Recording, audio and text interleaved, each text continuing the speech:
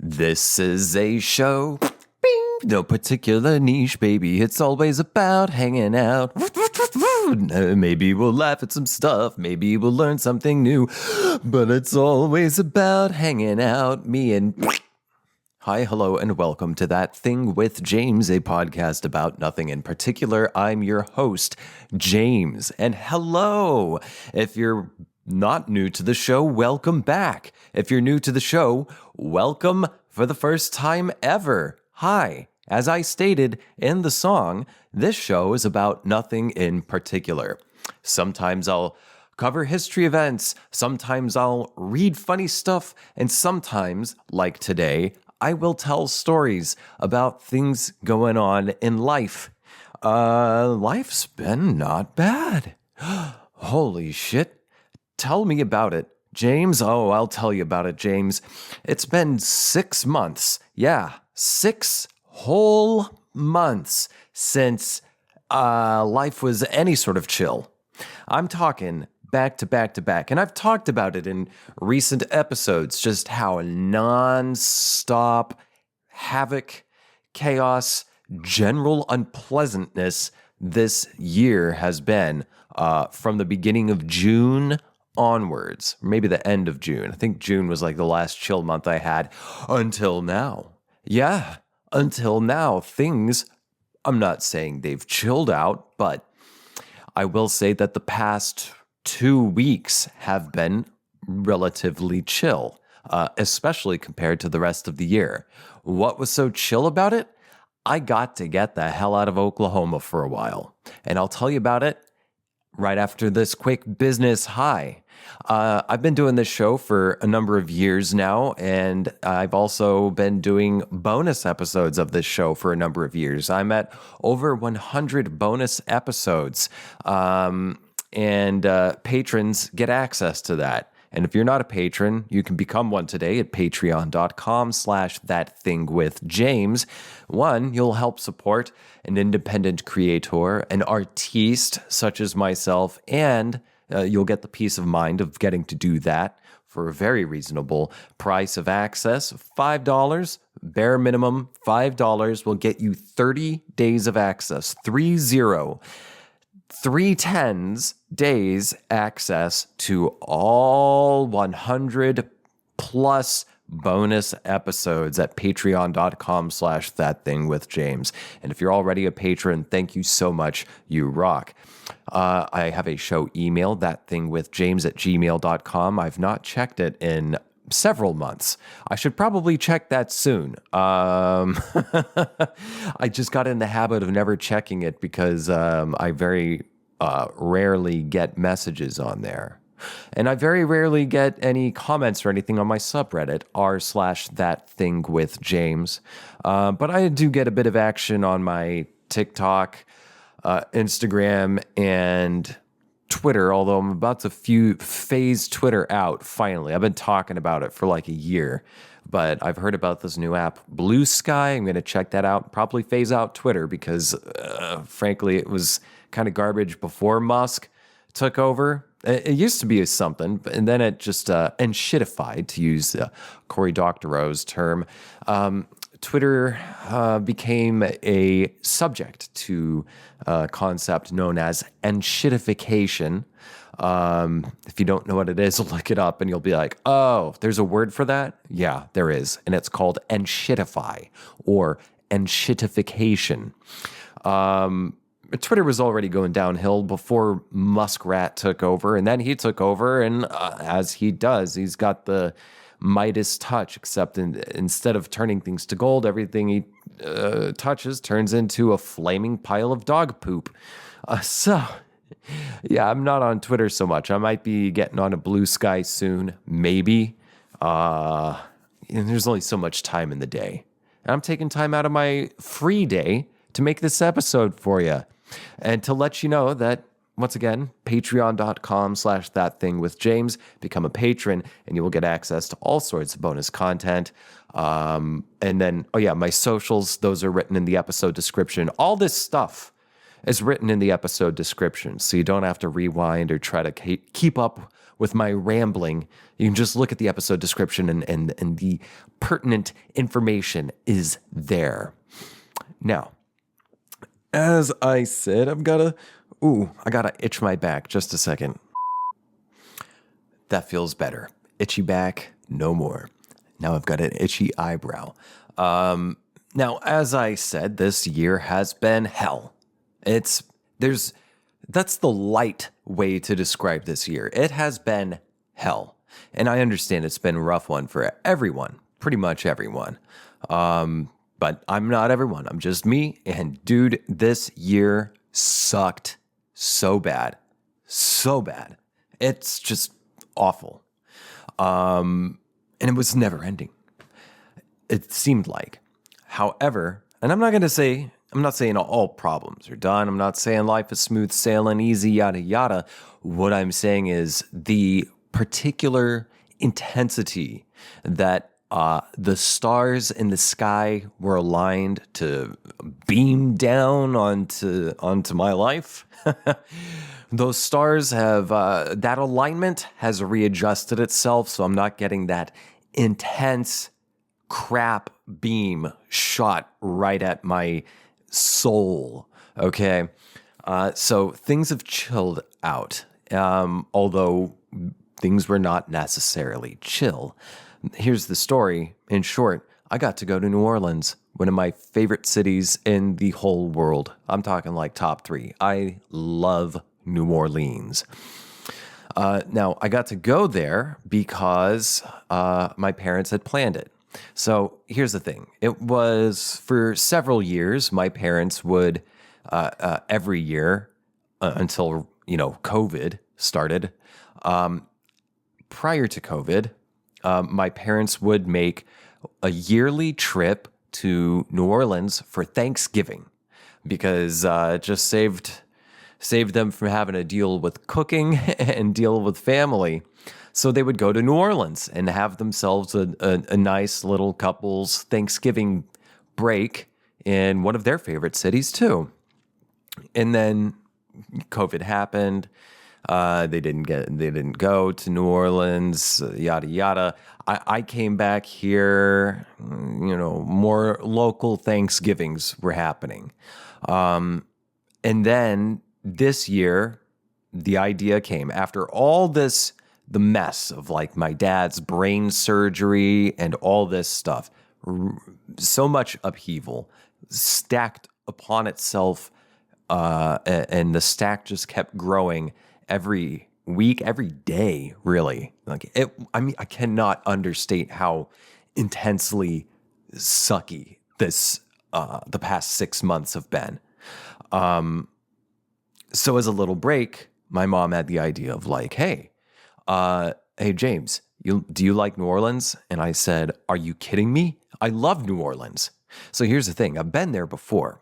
The first time I went, I've been saying it. I think I was 13 years old at the time, but I know for certain I was there 4 months before Hurricane Katrina wiped out the city.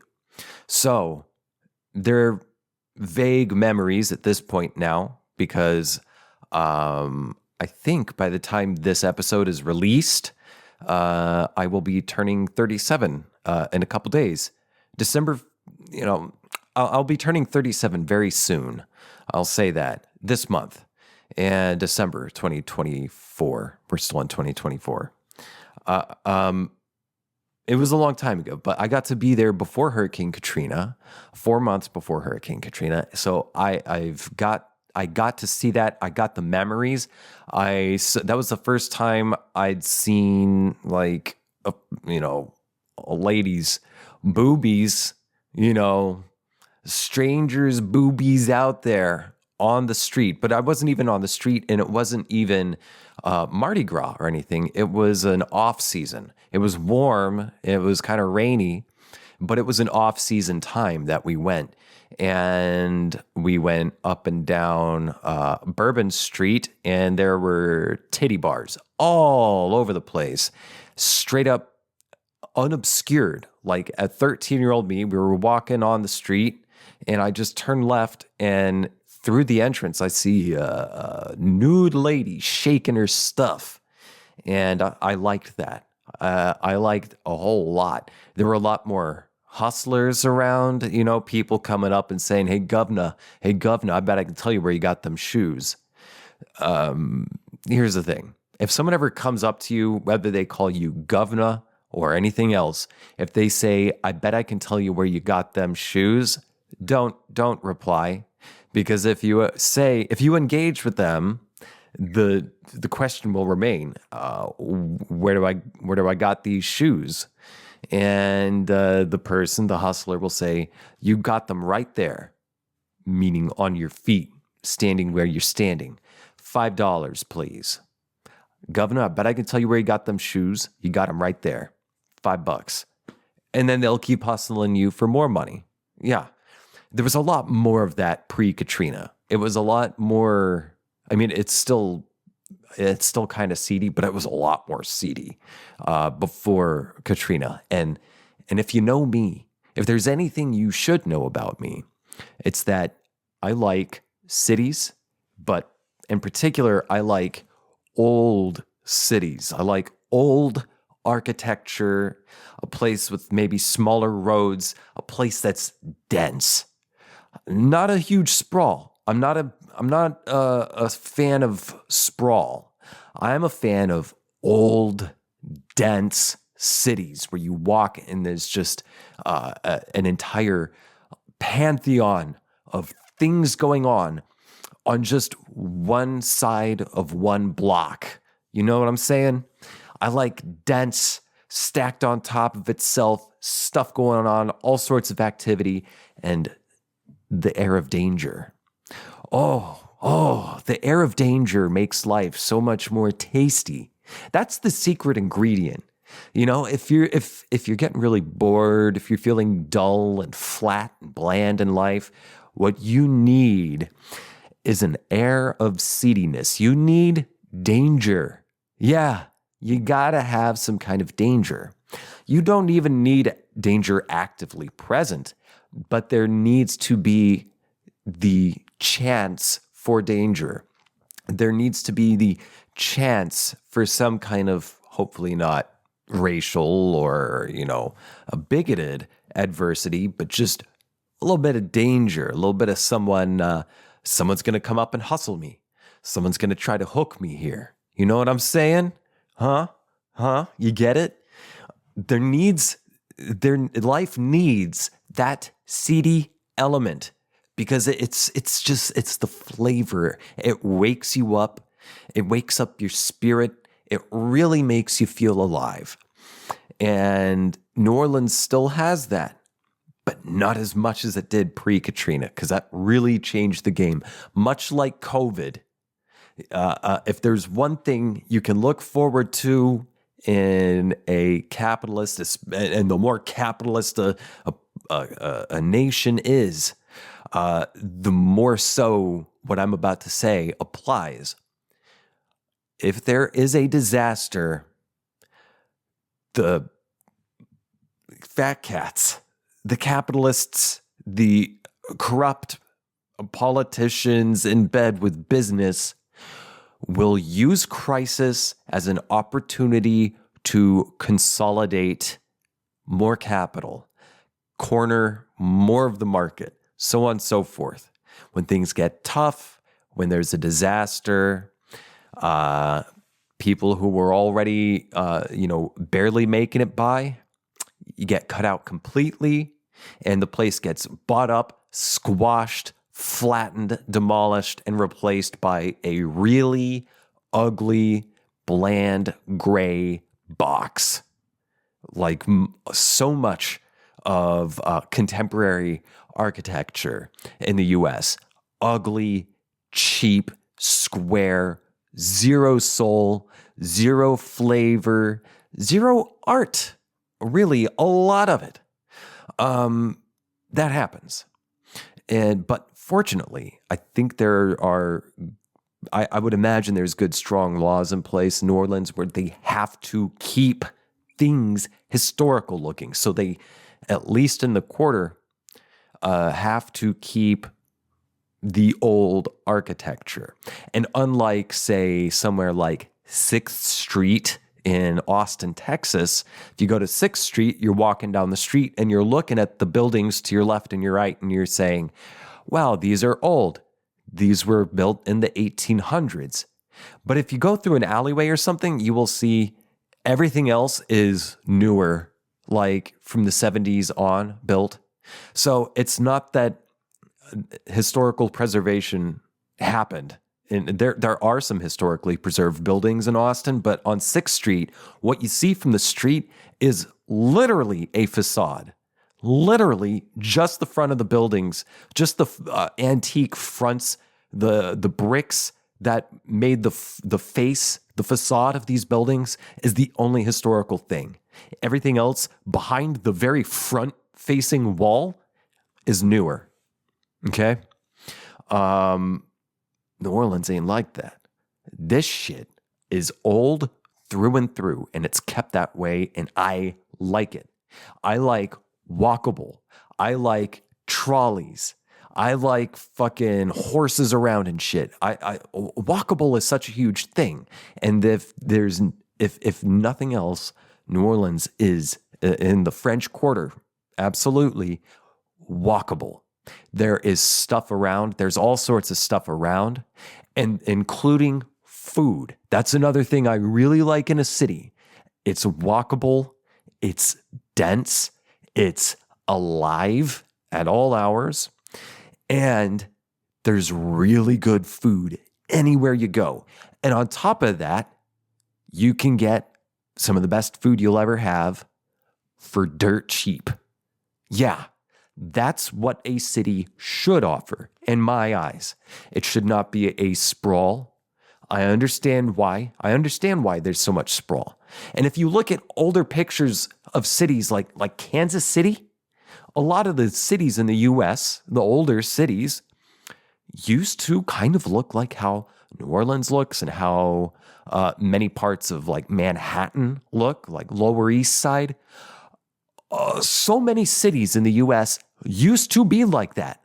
They used to have trolleys, public transit. They used to be walkable. They used to be dense. It was, in the true sense, a community, a tight-knit place. It's a dense, contained, but still dense city with a lot of stuff going on and a lot of people making their living in different ways. And trolleys and carriages and stuff like that. So you didn't need a car. But, with highways and oil barons lobbying Congress like 100+ years ago to overrule trains and stuff like that, we now have places, an entire country, and I'm sure this is nothing new to you, an entire country built not for human beings, but for motor vehicles. Let me gather my thoughts. Just a second. Hold on. Okay, this episode has been going on for probably about 20 minutes, I think, at this point. So I'm probably going to go over the 30-minute, which was my sort of like target time for this episode. I could very easily make this a 2-hour episode, but I don't think I'm going to do that. I think in this week's bonus episode, I'm going to be talking about the adjuster, the masked adjuster, among other things. And for this episode, I'm going to talk about New Orleans. And I could go on because it has been a kind of a staple in my life from the first time I went there at 13 onwards. It has hooked me. It's got its claws in my heart, in the very essence of my being. See, every person has a vibration. Sound comes from vibration. Every individual has their own vibration. Every object has its own vibration. Everything is vibrating atoms and subatomic particles. It's all vibrations, okay? Every place has its own vibration. So personality. But let's stick with vibrations. We have our own vibrations, our individual frequencies, our individual sound that we make. And other places, cities, states, little neighborhoods or whatever, all have their own vibrations as well. Just go with me here, all right? Some places you go with your vibration, you go to a place, and your vibration and the vibration of the environment you're in may not make a harmony. It may be discordant in a way that might seem a little cool at first, but it's bad vibrations. But then there are other places that you may visit, and it feels good. It feels natural. It feels like you don't have to try. This is just part of your element. This agrees with your nature. This environment, the vibration of the environment harmonizes with your own vibration, your personal vibration. And from my first visit to New Orleans, it was immediately clear to me that me and that city, and not just that city, I'm sure there are lots of other places in the world, but of the places I've visited and loved, like Dublin, I really vibed with that place well too. But New Orleans, I've spent more time in than a lot of other cities. From that first visit, it was immediately, unquestionably clear to me that me and NOLA don't just harmonize, we make a tune, baby. We make a song. And maybe not everyone has that experience with that city.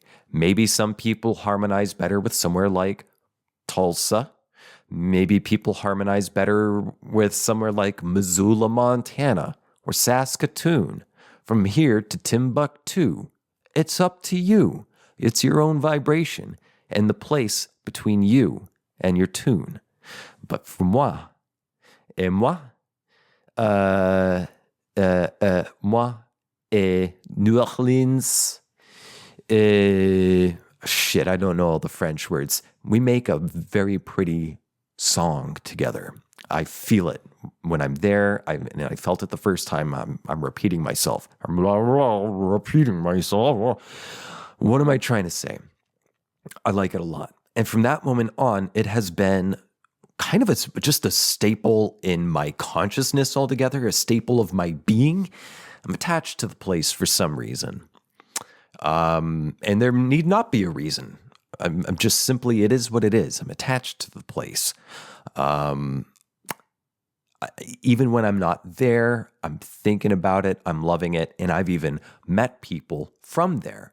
Say, when I was going to college, when I was an undergrad, I was at an Irish pub one evening. It was springtime. As a matter of fact, it was, the spring equinox? Is that the equinox? It's the spring thing, the alignment or whatever. This guy rolled into town. His name was Shade.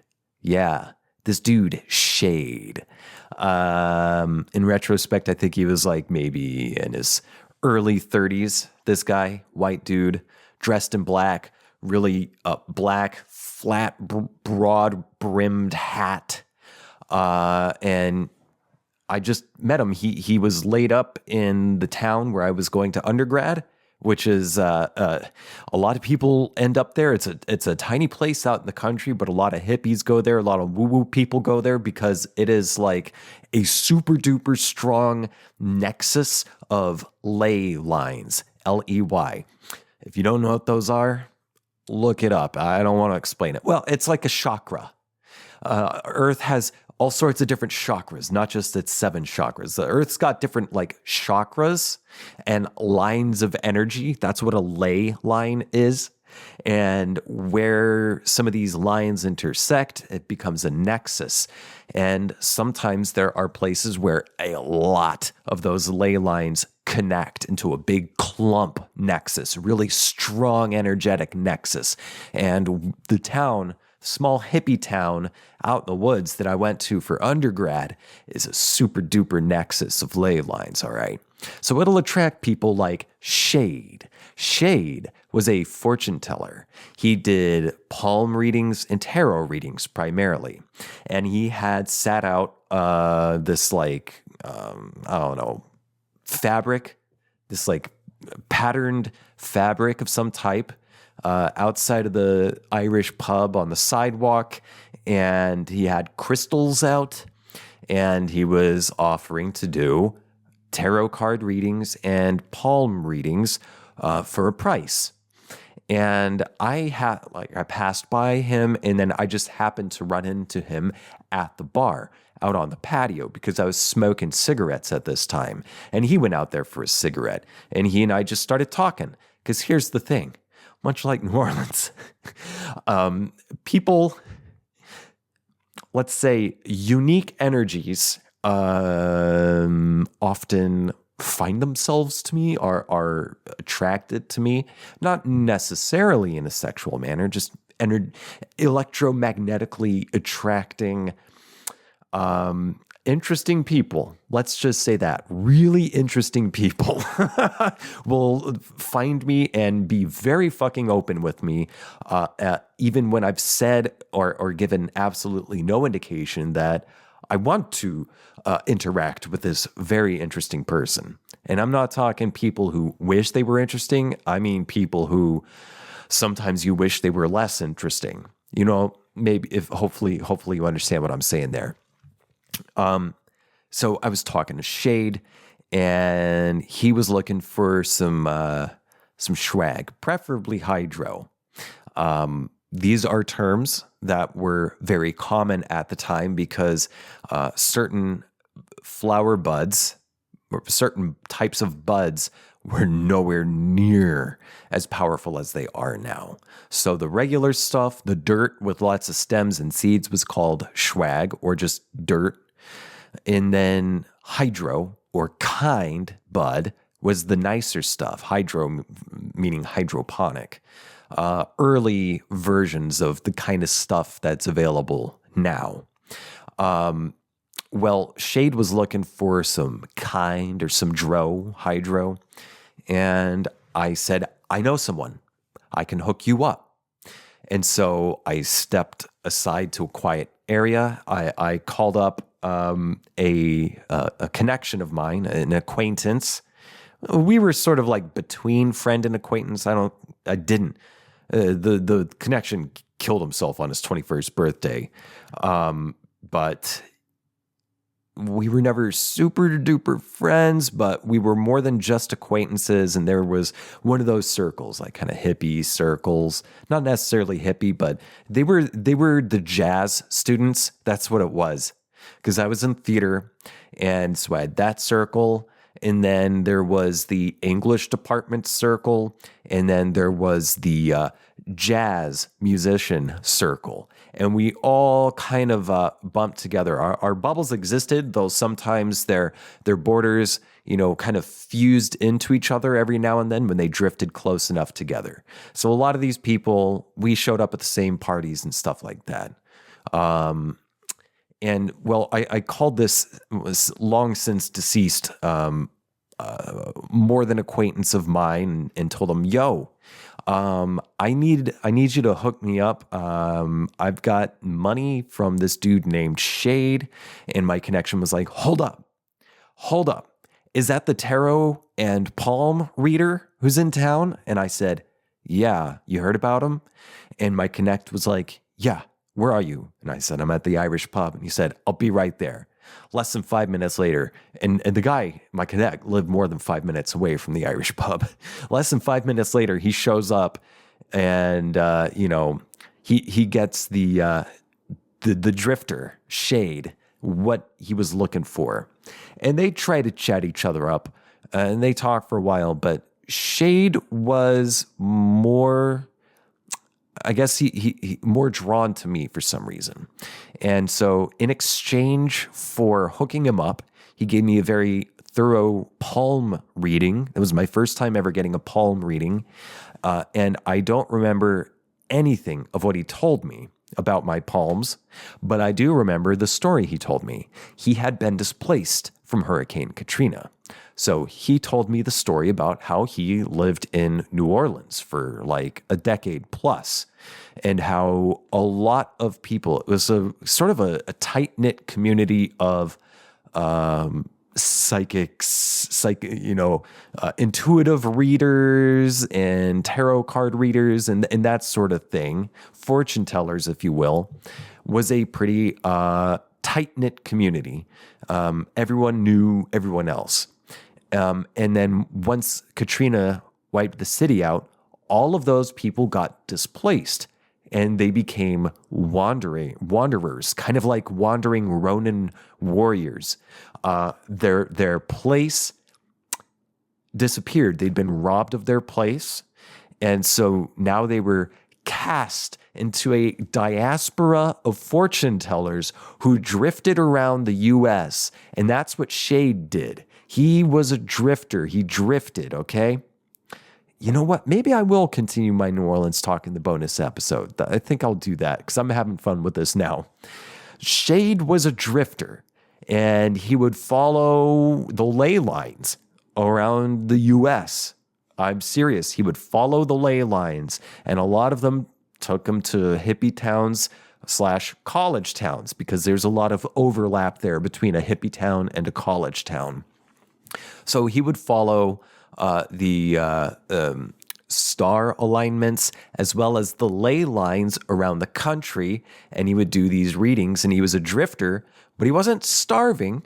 The stars and the natural currents of the land's energy, led him and fed him. All right. And so Shade showed up and he told me this story about this diaspora, this post-Katrina diaspora, and that he was in the town I was living in specifically because of the spring equinox. I hope it's equinox and not, I don't think it's solstice. That's the winter solstice. He was there for the spring equinox, okay?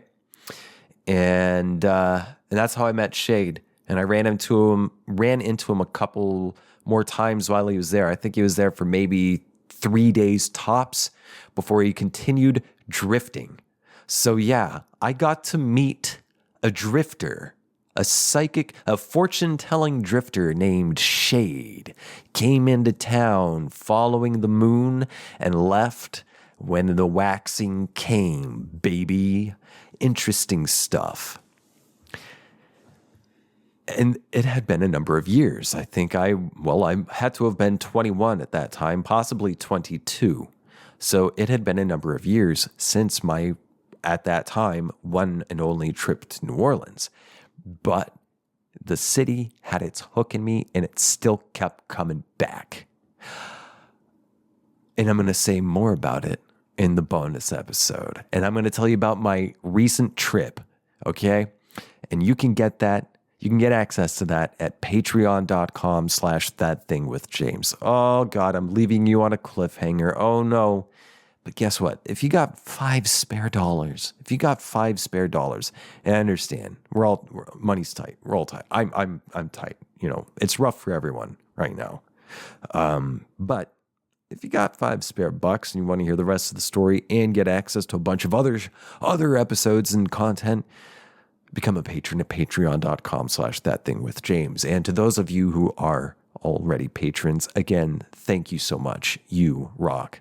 As for now, I'm going to continue talking about this story and talk about my recent trip in the bonus episode. So hopefully I'll see you there.